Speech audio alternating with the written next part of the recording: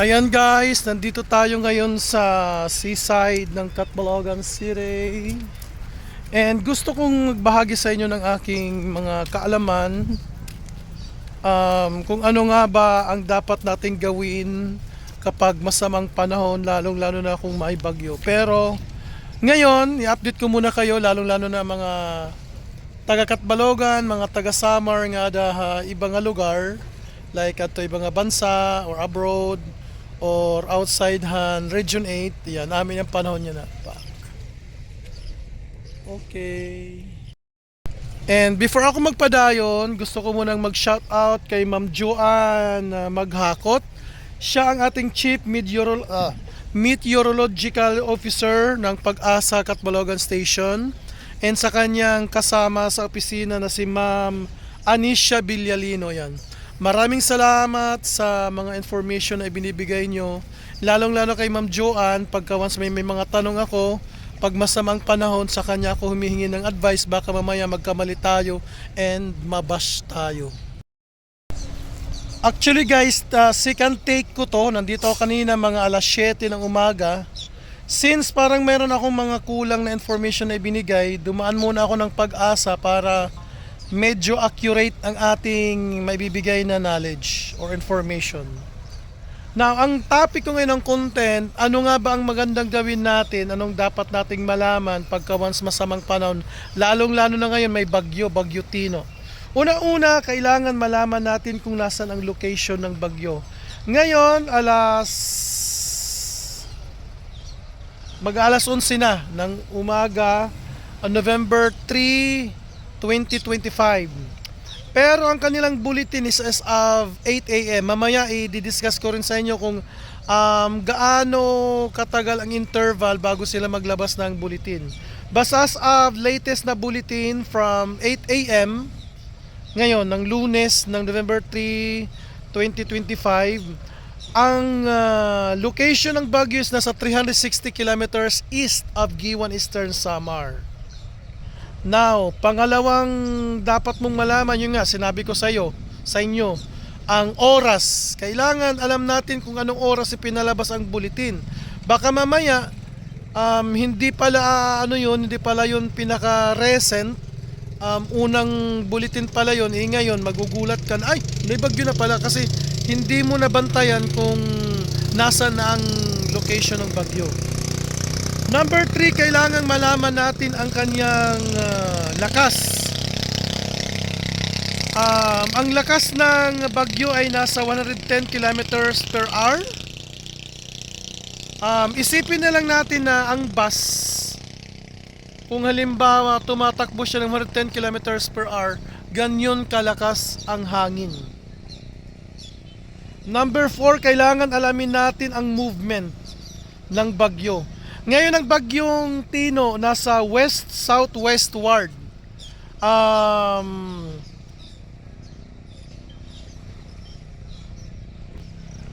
Now, isipin natin west-southwestward. Diba? Facing tayo ng north. Pakaliwa ang west. South is pababa. And then westward. Kumbaga, baba ng Giwan, yun ang posibleng daanan kung magpatuloy siyang tumahak sa ganyang klaseng direksyon. Now, kaya nga palagi nagpapalabas ng bulletin ang Pag-asa para namumonitor natin ang kanyang takbo. Kasi hangin yan guys, hindi natin yan mapipredict kung saan talaga yan tutungo. Kasi may pagbabago ang lakas, ang direksyon. Kaya ngayon, every 3 hours na ang bulletin ng Pag-asa. Halimbawa, kanina alas 5 ng umaga, ang bulletin ng Pag-asa. Ang location ng bagyo ay nasa 430 km east of Giwan, Eastern Samar. As of 5 o'clock yun na. Now, pagdating ng alas 8, naging 360 na, so malapit-lapit na. So, kailangan ng maghanda. And now, bakit kailangan din natin malaman to? Para at least ang mga tao makapaghanda sila na baka mamaya mga alas 8 darating na yan maglalandfall. Kumbaga at least nakahanda na tayo.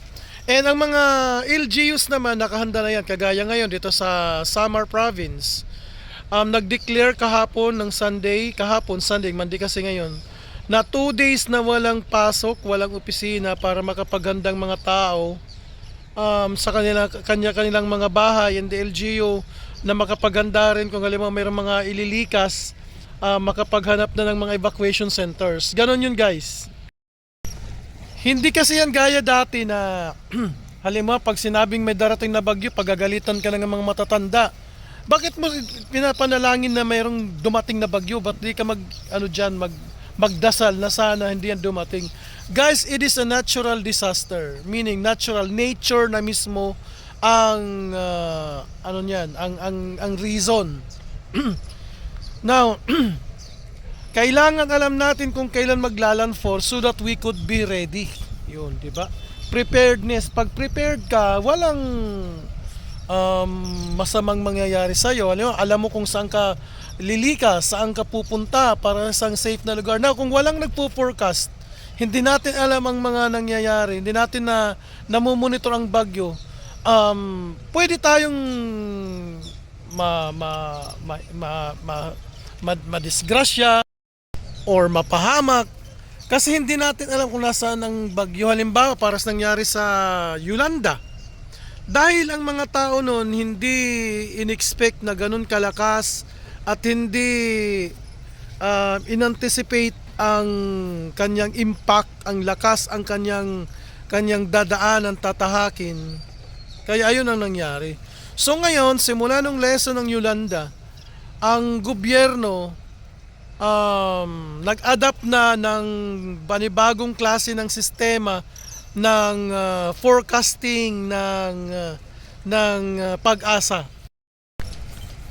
Yan, speaking of mga forecasting, sinadjust sa akin ni Ma'am Joanne na mag-upload ako ng Windy app. So marami nang gumagamit ngayon, pero as latest as of now, simula daw nung June 2025, ngayong taon, may bago na namang sistema through satellite ito guys, via satellite. Mag-open na lang kayo sa www.panahon.gov.ph. Ang sabi ni Ma'am Joanne, real time daw yon. Kung nasan ang bagyo ngayon, nakikita dun sa satellite image dun kung nasan ang bagyo. And kailangan din natin malaman ang diameter, ang radius ng bagyo.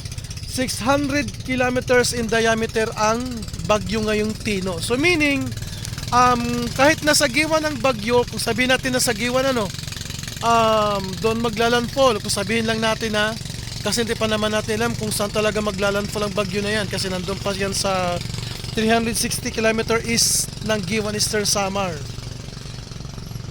So kung ang lapad niya is 600 km, so tansyahin mo na lang kung hanggang saan naabot yan. So kung 600 yan, naabot yan hanggang Bicol. O pwede pa yung umabot hanggang northern portion ng Mindanao.